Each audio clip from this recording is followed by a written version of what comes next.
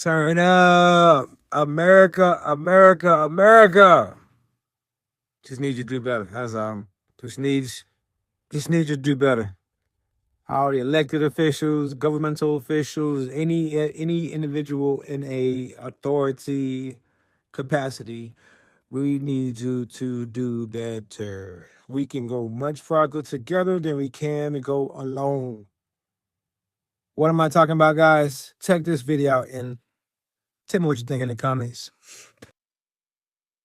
The man's efforts to help are now the source of controversy. He flew his own chopper on his own dime to help stranded victims, but that man says he abandoned his rescue missions after a fire official threatened to have him thrown in jail. Well, that man now wants answers and turned to Queen City News chief investigator Jody Barr to help figure out what went wrong here.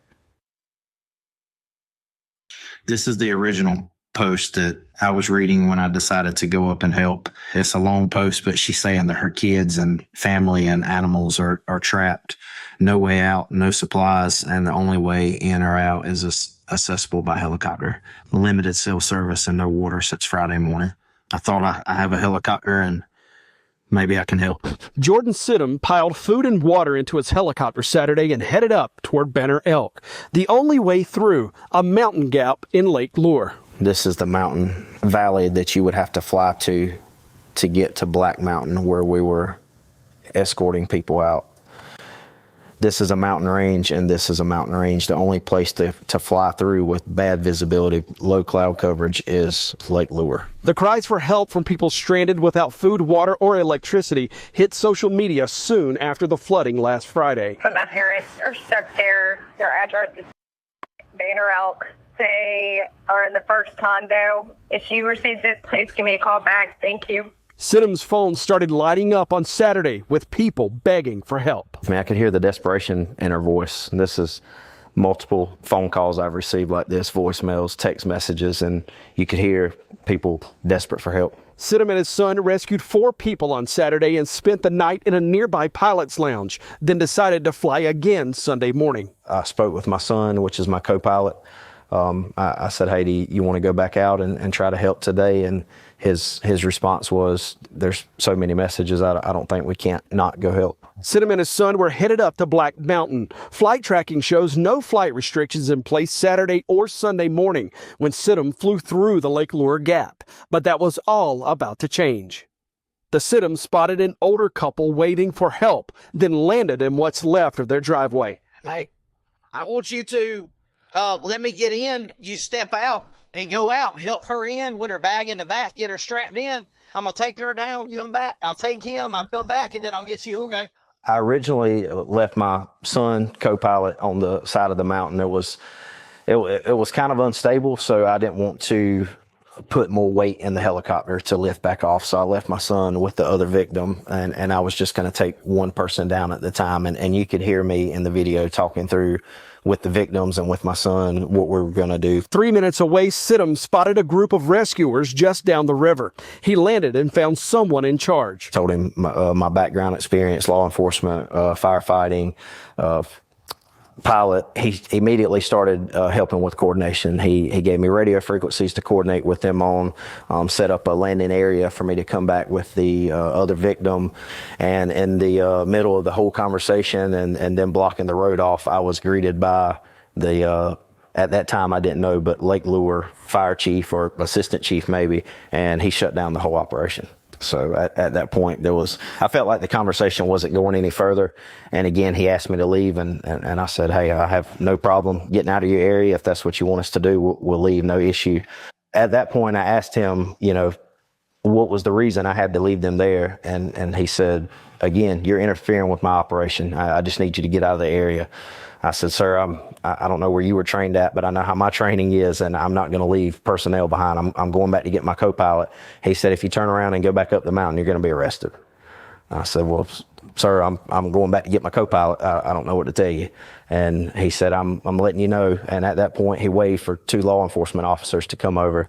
and told me that again, if I go back up the mountain, I would be arrested. He flew the 3-minute trip back, picked up his son, and left the woman's husband behind. I'm sure he was flooded with emotions and trying to rescue other people. And I just felt that it was best at the time to leave. So I did follow his instructions, and I had a conversation with the female victim before I left, apologized and explained, and she was standing there. She heard the whole conversation, and they were both very, very surprised, very upset. The husband, as I was leaving off of the side of the mountain at that point, separated from his wife, he was upset. I can only imagine. Sidham and his nearly 1,400 flight hours turned his chopper around and headed back to South Carolina, passing people waving for help along the way. As I Crazy, right? Crazy. You mean to tell me this individual took out his own pocket, his own dime to say, I'm going to drive my helicopter. Helicopters ain't cheap. Gas for helicopters is not cheap. He said, I'm going to drive my own helicopter, and I'm going to go help rescue individuals. I'm going to do my part. But what it was, the fire chief? Fire chief say, nah, you're interfering with my work, with my operation. I'm helping people that are in dire situations, that are dying, that are stuck, they're stranded. And you're telling me you want me to stop what I'm doing, stop helping people because I'm interfering with your operation. That don't sit with me too well. Like that doesn't sit with me too well. Why would you stop an individual from helping? I'm not honest unless there's another agenda. Unless there's another agenda.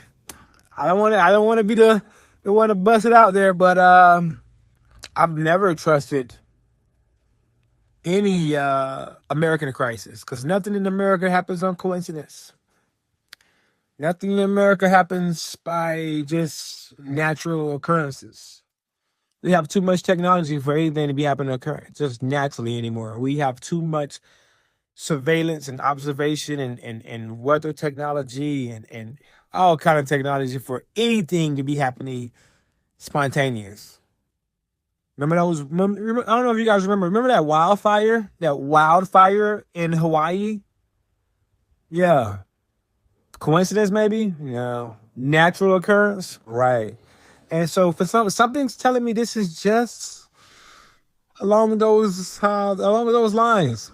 You know, I love my country. I love America. But something's just not adding up. Something is just not adding up, guys. And I'm